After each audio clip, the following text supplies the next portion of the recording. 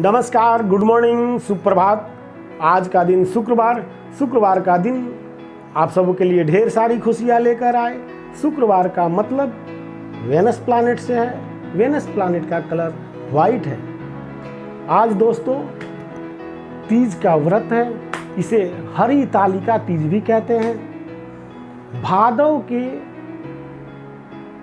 के शुक्ल पक्ष में तृतीया, भादव के शुक्ल पक्ष के तृतीया को इस पावन व्रत तीज को मनाया जाता है प्रत्येक साल।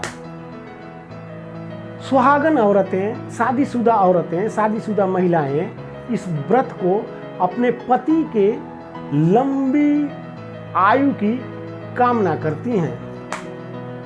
इस व्रत में सब कुछ भी खाना पीना नहीं है, सब कुछ मना है। जल तक भी नहीं पीना है, निर्जला बिल्कुल।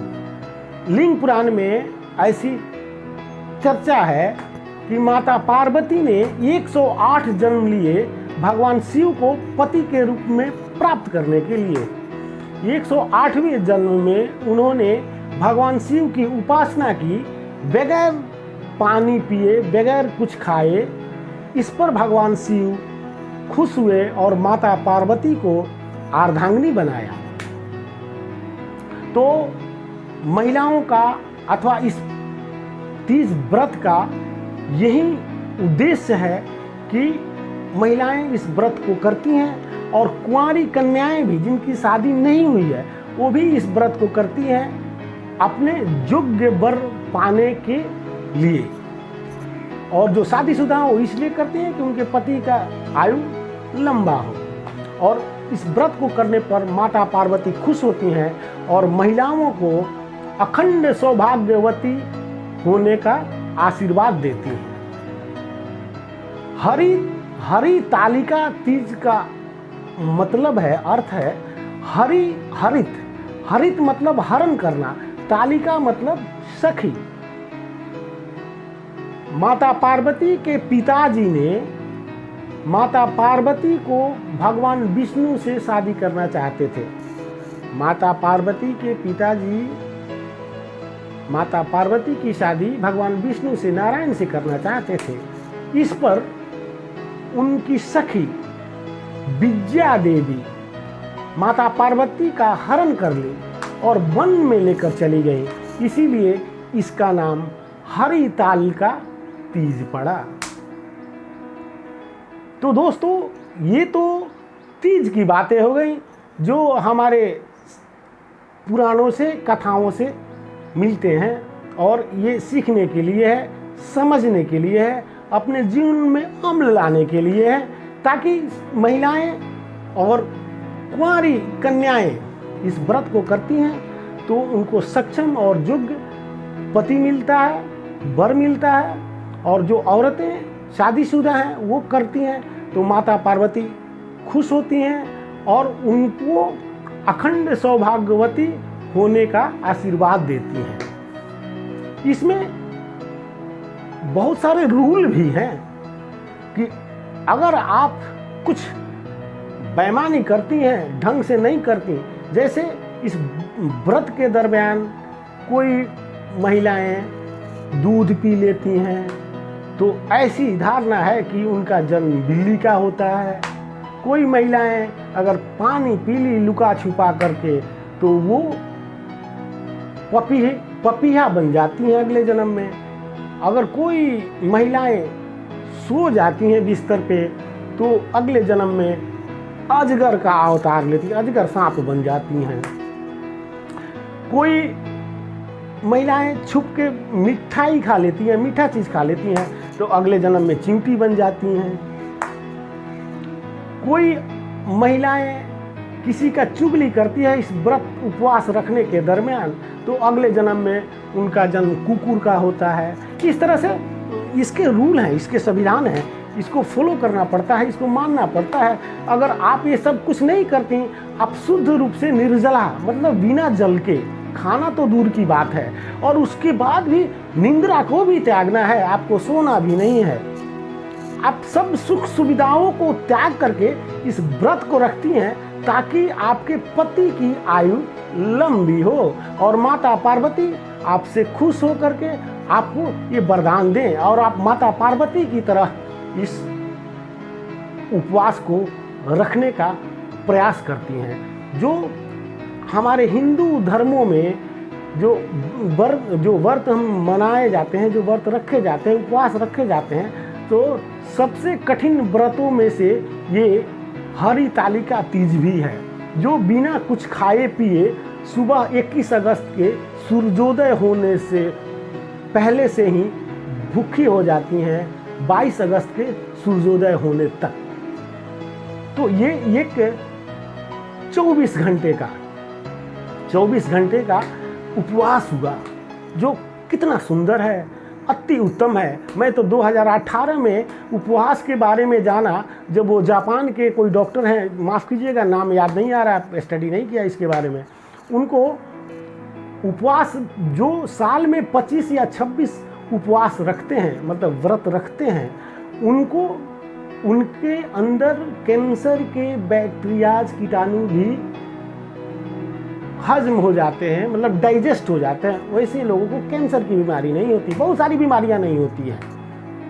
जो कम से कम 365 दिनों में, एक साल में 20 से 25 साल के उपवास रखते हैं, व्रत करते हैं, तो उनको इस तरह की बड़ी बड़ी जो बीमारियां हैं वो नहीं होंगी। और इस पर शायद उनको नोबेल पुरस्कार भी मिला है 2018 में, ये उपवास फास्टिंग के ऊपर। तो व्रत है, फास्टिंग तो कभी हमारे लिए हितकर है और फास्टिंग तो होना ही चाहिए। हम अपने मशीन को कभी आराम देते ही नहीं। जो हाथ से बनाया हुआ मशीन है वो गर्म हो जाता है, उसको छू करके हम उसको आराम दे देते हैं कि थोड़ा ठंडा होने दो, फिर बाद में इसको चलाएंगे।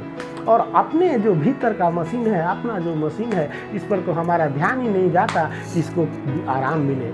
इसका आराम ये उपवास ही है, इसका आराम ये व्रत ही है। और दोस्तों, क्या आपको नहीं लगता कि हम मनुष्यों का, हम पति देवों का, हम पति लोगों का भी एक दायित्व बनता है? क्या हम दुनिया के आधी आबादी को नज़रअंदाज करके चलेंगे? जब पत्नियां हमारे लिए इतना कुछ करती हैं और ये 24 घंटा निर्जला व्रत कर रही हैं, उपवास रख रही हैं, और क्या हम बिना उपवास रखे भी उनके लिए थोड़ी सी श्रद्धा नहीं रख सकते? रखना पड़ेगा दोस्तों। उनको नज़रअंदाज करके आप खुश नहीं रह सकते।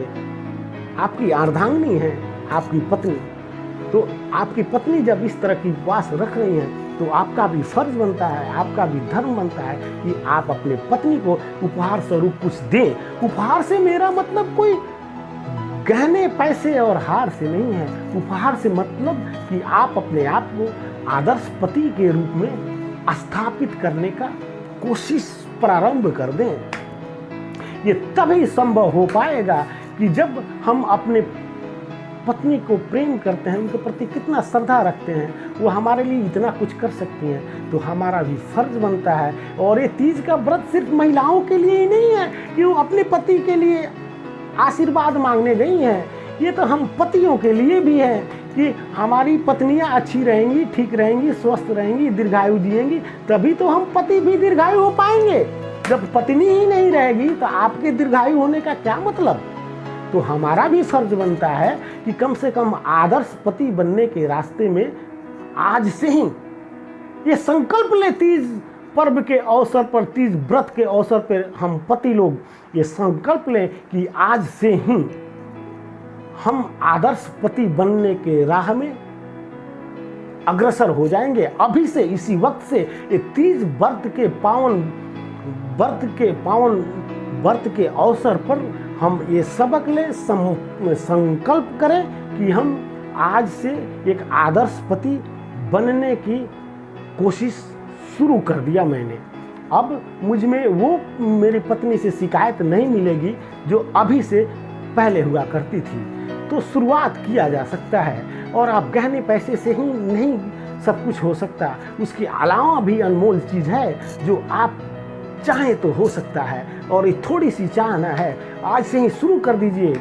और शुरू कर दीजिए क्या कि रात को सोते वक्त मज़े से सूतिए कि वाह कितना बढ़िया परिवार है मेरा, कितना अच्छा इंसान हूँ मैं, कितना अच्छी मेरी पत्नी है। और सुबह जब उठें बिस्तर पर आँख खुलने से पहले आपको तो पता चल ही जाता है कि अब मेरी निंद्रा टूटने वाली है। आप 3:30 बजे जगते हो, 4 बजे जगते हो, 5 बजे जगते हो, 6 बजे जगते हो, 7 बजे जगते हो, जब भी जगो जगना आपके हाथ में है। तो आप जगते वक्त ये ध्यान रखो कि मैं सोया हूँ और इस दुनिया में रात को लोग तो सोते हैं, ये 7 अरब की जनसंख्या है, सभी लोग सोते हैं। और 2.5 लाख लोग ऐसे भी होते हैं कि सुबह नहीं उठ पाते हैं, वो भी तो किसी न किसी घर परिवार के कोई ना कोई सदस्य ही होता है। तो हम कितने भाग्यशाली हैं कि हम जग गए, मुझे फिर से एक जीवन मिला, एक दिन मिला। तो आप इस मन में कि मैं जगा, कितनी खुशी की बात है, इसको थोड़ा सा फील करके भीतर ही भीतर मुस्कुरा लीजिए, आंख बंद रखिए और दोनों तलहटियों को इस तरह से मलिए। थोड़ा गर्म हो जाए तो फिर आंखों पे रखिए और उसके बाद आंख धीरे धीरे खोलिए और फिर दाईं ओर करवट ले करके उठ जाइए। यही तीज के पावन व्रत के ऊपर आप एक आदर्श पति बनने का शुरुआत कर सकते हैं। मैं भी मैं करूँगा, इसलिए आपको कह रहा हूँ, मैं अपने विचारों को शेयर कर रहा हूँ। मैं कोई ऐसी चीज़ नहीं कर रहा जो मैं सिर्फ बोल रहा हूँ, मैं कर रहा हूँ, वही कहता हूँ, वही विचार शेयर करता हूँ। मैं ही करूँगा। आज रात को सोएंगे, सुबह उठेंगे तो मन ही मन भगवान को धन्यवाद देंगे कि आज हम फिर जग गए। इसके लिए थोड़ा मुस्कुराएंगे भी मन ही मन और तलहटियों को मलेंगे और फिर ऐसे आंखों पे रखेंगे और धीरे धीरे आंखों को खोलेंगे, दाहिने की तरफ करवट लेंगे और फिर दाहिने की तरफ से उठ के बैठेंगे। फिर आपको दिन जो करना है करें। सुबह सोते उठते वक्त 1 मिनट भी टाइम नहीं लगता, ये सब चीज़ें करने में 2 मिनट भी टाइम नहीं लगता, बहुत ईजी है। सोते सोते सोच लिया कि आज फिर जग गए और फिर ऐसे हाथ किया, ऐसे सेका और फिर दाएं की तरफ करवट लिया और उठ के बैठ गए, फिर अपने कार्यों में लग गए। ये शुरुआत कीजिए, ये उपहार अपने पत्नी को दीजिए, प्रत्येक दिन आप कीजिए। जब आप सुबह मुस्कुरा कर उठेंगे, आपका दिन मुस्कुराता रहेगा, आपकी पत्नी मुस्कुराती रहेगी, आप मुस्कुराहट से भर जाएंगे, आप आनंदमय हो जाएंगे और आप तीज व्रत के संकल्प से माता पार्वती और भगवान शिव के मिलन के इस उद्देश्य को समझते हुए आज से आपका परिवार सुखमय परिवार, शांति परिवार, समृद्ध परिवार बनने के रास्ते में अग्रसर हो जाएगा।